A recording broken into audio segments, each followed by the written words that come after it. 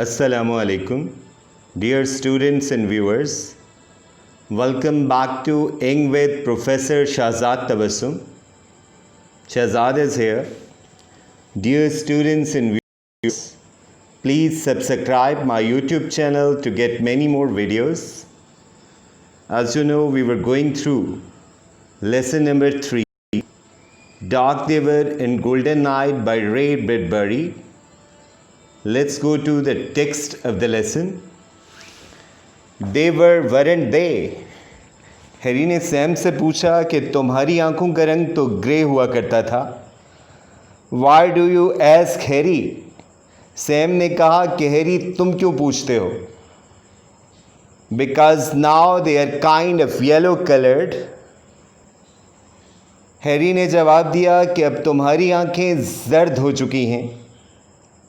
Is that so, Harry? Sam said casually indifferently. कि Sam ने नहायत बेनियाजी से या बेपरवाही से जवाब दिया कि अच्छा Harry. And you are taller and thinner. Harry ने कहा कि अब तुम ज़्यादा लंबे और दुबले दिखाई दे रहे हो. You might be right, Harry. Sam ने कहा हैरी हो सकता है तुम्हारी बात ठीक हो.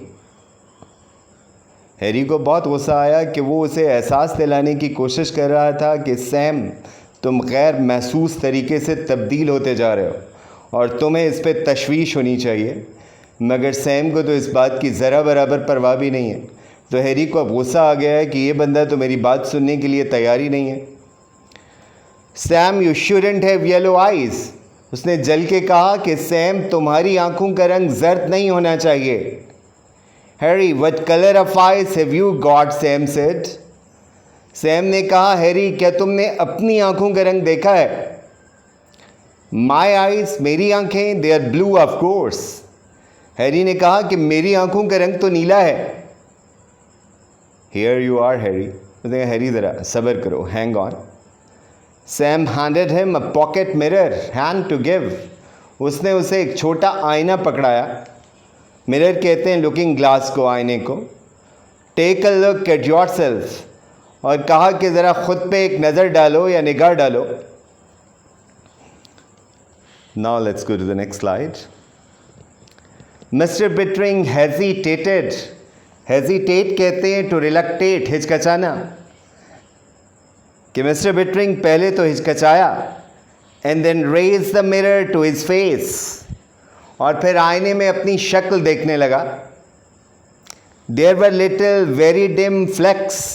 फ्लेक्स कहते हैं स्मॉल पीसेस को या पैचेस को, धब्बे कह लें या निशान कह लें.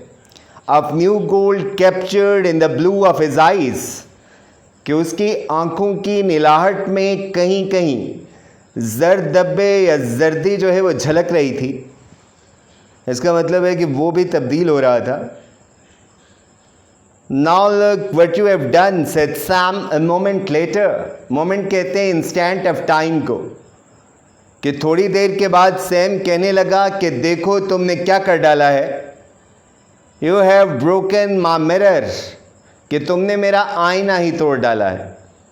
हैरी से ये बर्दाश्त नहीं हुआ कि वो तब्दील हो चुका है. वो इस तब्दीली को कबूल करने के लिए तैयार नहीं था, इसलिए उसने झुंझलाहट में आईना ही तोड़ डाला. मगर ये भी आपको पता है कि आईना तोड़ने से हकीकत क्या है वो नहीं बदल सकती.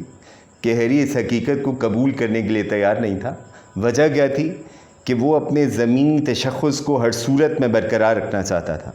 तो एक तरफ सैम था जिसके लिए ये फ़िज़िकल चेंजेस जो हैं वो बिल्कुल मानी नहीं रखती थी, क्योंकि वो अपनी नई शनाख्त को कबूल करने के लिए हमा वक्त तैयार था. तो बात यहाँ पर आइडेंटिटी की हो रही है. तो मुसन्निफ़ यही कहता है कि आइडेंटिटी क्या है वो फ़िक्स नहीं है. आइडेंटिटी क्या है वो चेंज हो सकती है. मगर मसला ये है कि हम समझते हैं कि जो आइडेंटिटी का नोशन है ये फ़िक्स्ड है, और इसलिए हम सारी उम्र जो है अपनी शनाख्त के पीछे मरमटने के लिए तैयार रहते हैं. Harry Bittering moved into the metal shop. कि वो उस वर्कशॉप में शिफ्ट हो गया.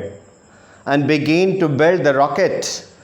और उसने रॉकेट बनाने का आगाज़ किया. Men stood in the open door and talked and joked without raising their voices.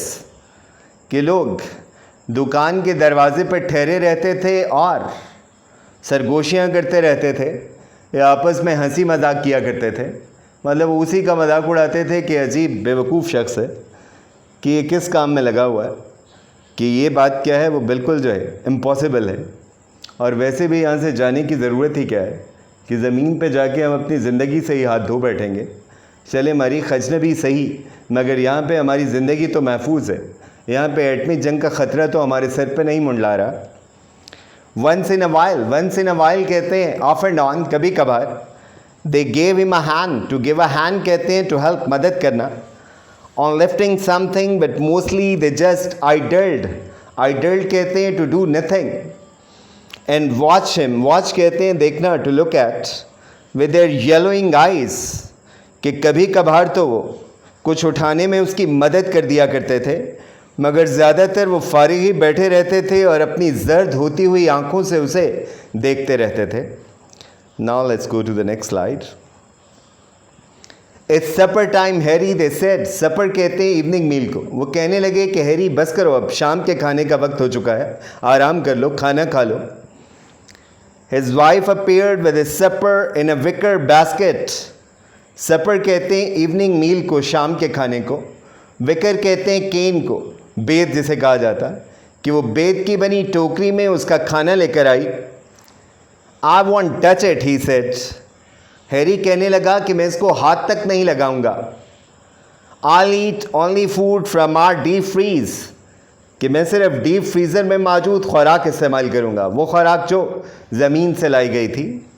Food that came from the earth, कि वो खुराक जो ज़मीन से आई थी। नथिंग फ्रॉम आर गार्डन, कि मैं इस बागीचे की कोई चीज़ इस्तेमाल नहीं करूँगा, क्योंकि वो ये समझता है कि मरीख की हर चीज़ क्या है, वो ज़मीन से मुख्तलिफ है, और इसलिए वो ये समझता है कि अगर वह इन चीज़ों को इस्तेमाल करेगा तो उसकी शख्सियत जो है वो बदल जाएगी। His wife stood watching him, बीवी उसे खड़ी देखती रही। You can't build a rocket, फिर उसने भी फैसला सुना दिया कि तुम रॉकेट नहीं बना सकते, बाज आ जाओ। I worked in a shop once when I was 20, Harry ने जवाब दिया कि जब मेरी उम्र 20 साल थी तो मैं भी एक वर्कशॉप में काम किया करता था। I know metal, मैं धात का इस्तेमाल जानता हूँ। Once I get it started, the others will help, he said. उसने कहा जब मैंने काम का आगाज़ कर दिया तो बाकी लोग भी मेरी मदद को आएंगे। Not looking at her, मगर उससे नज़रें मिलाए बगैर। Laying out the blueprints, layout से मराद to arrange कह लें, और blueprints कहते हैं डिज़ाइंस को, खाके, कि उसने डिज़ाइन तरतीब से रखते हुए बीवी से नज़रें मिलाए बगैर कहा कि जब एक दफ़ा काम का आगाज़ हो गया तो बाकी लोग भी मेरी मदद करेंगे। वो नज़रें क्यों चुरा रहा था? क्योंकि उसे ख़ुद भी इस बात का यकीन नहीं था, इसलिए कि लोगों ने तो वैसे ही इनकार कर दिया था कि भाई अगर तुम रॉकेट बनाना चाहते हो तो बनाओ, हमें तो ज़मीन पे वापस जाने का कोई शौक़ नहीं है। Harry Harry, he said helplessly, बीवी नहायत बेबसी से बोली कि हैरी हैरी मेरी बात समझ जाओ, बाज आ जाओ, छोड़ दो इसको। Now let's go to the next slide. We have got to get away Cora, we have got to, ये क्या है? कंपल्शन के मीनिंग्स में इस्तेमाल होता है हैव टू। उसने बीवी से फिर कहा कि कोरा हमें हर सूरत में वापस जाना है, कि मैं यहाँ पे नहीं रह सकता। Summer burn the canals dry, canals कहते हैं ये जो वाटर कोर्सेज होते हैं, नहरें, कि मौसम गर्मा की वजह से नहरें सूख गईं। Summer move like flame upon the meadows, meadows कहते हैं पास्चर्स को, चरागाहों को या ग्रासलैंड्स को, कि चरागाहों का घास पे जल के राख हो गया, कितनी शदीद गर्मी पड़ रही थी। In the empty earth settlement, कि खाली ज़मीनी आबादी में, कि वो तमाम लोग जो हैं इस आबादी को छोड़ के शायद जो है पहाड़ों में रहने के लिए चले गए थे, इसलिए अब वो आबादी जो है साएं साएं कर रही थी, वहाँ पे कोई ज़ीरो जो है वो मौजूद नहीं था। The painted houses flaked and peel, flake कहते हैं टूट फूट का शिकार हो जाना, और पील से मराद ये है रंग रोगन का उखड़ जाना, टू स्प्लिट ऑफ कह लें, कि ज़मीनी आबादी में घरों का रंगो रोगन और पलस्तर उखड़ चुका था कि वो भी जो है मौसम की सख्ती को बर्दाश्त नहीं कर पाए थे कि मार्स का जो वेदर था वो इंतहाई सवियर था। Rubber tyres upon which children had swung in backyards, swung कहते हैं झूलना, बैकयार्ड्स कहते हैं पिछले से इनको, उसे पछवाड़ा कह लें। हंग सस्पेंडेड लाइक, सस्पेंड कहते हैं to be hung in the air, हवा में मुअल्लिक होना। Like stop clock pendulums, pendulum कहते हैं टू एंड फ्रो मोशन को, इसे सिंपल हार्मोनिक मोशन भी कहते हैं फिजिक्स में। तो आपको पता है ना कि वो घड़ियाल का घंटा भी जो है वो ऐसे ही घूमता है एक पॉइंट के गिर्द, इसलिए उसे पेंडुलम ही कहा जाता है। In the blazing air, blazing कहते हैं वेरी वेरी हॉट, स्कोर्चिंग, झुलसा देने वाली, जला देने वाली, या जैसे आप लू कहते हैं, जो लू चलती है, गर्म हवा चलती है।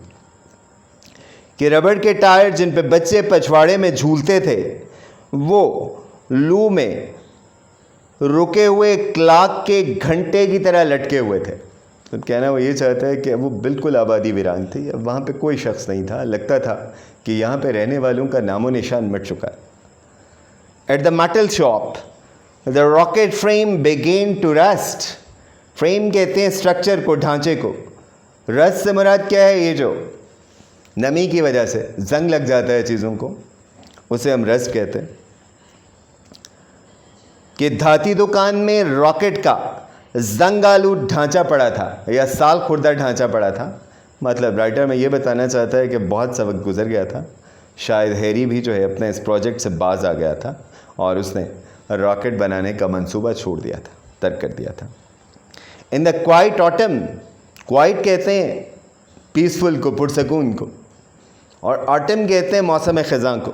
Mister Bittering stood very dark now, very golden eyed upon the slope, slope कहते हैं इंक्लाइन को, ढलवान को। अबव इज विला, विला कहते हैं एक्सपेंसिव लुकिंग हाउस को, आलीशान घर को। अब आपको पता है ना इसे विला कहा जा रहा है, तो कहानी के शुरू में वो इसे क्या कहता था कि ये रिमेन्स हैं, खंडरात हैं। तो वही खंडरात, क्योंकि उसके सोचने का अंदाज़ तब्दील हो गया। पहले तो वो एक लम्हा वहाँ पे नहीं रुकना चाहता था, उसे हर लम्हा यही धड़का लगा रहता था कि वो मिट जाएगा, ख़त्म हो जाएगा, उसका तशख़्ख़ुस जो है वो मिट जाएगा। अब वो उसे विला कह रहा है, इसका मतलब है कि चीज़ें तो वही हैं, सिर्फ उसके सोचने का अंदाज़ तब्दील हो गया है। और यही पॉइंट मुसन्निफ़ जो है वो आपको समझाना चाहता है कि चीज़ें कुछ नहीं होती, इट्सेल्फ आपका ये जो पॉइंट ऑफ व्यू है, ये जो है उन्हें अहमियत कह लें या कोई सिंबल कह लें, असाइन करता है कि उनसे हम अंदाज़ा लगाते हैं कि ये चीज़ क्या है। कि पुरसकून मौसम ख़ज़ां में अपने आलीशान घर के ऊपर मौजूद ढलवान पे खड़ा वादी की तरफ देखता हुआ मिस्टर बिटरिंग अब इंतहाई स्याह पड़ चुका था और उसकी आंखें अब सुनहरी हो चुकी थी। It's time to go back said Cora, Cora कहने लगी कि आओ वापस चलते हैं, कि शायद वो उस मौसम की शिद्दत से बचने के लिए आए थे। तो उसने कहा कि अब मौसम जो है वो मुतदिल हो गया, तो हम वापस चलते हैं ज़मीनी आबादी की तरफ। Yes but we are not going, he said quietly, उसने बड़े सुकून से कहा कि हाँ हम तो नहीं जाते, कि चलना तो चाहिए मगर मेरा जाने का कोई इरादा नहीं है। There is nothing any more, कि अब तो कुछ बाकी नहीं बचा। योर बुक्स, शी सेड, उसने कहा तुम्हारी किताबें, योर फाइन क्लोथ्स, तुम्हारे वो अच्छे अच्छे कपड़े। Now let's call it a day. Thanks a bunch, see you later, Allah Hafiz, stay safe and stay blessed.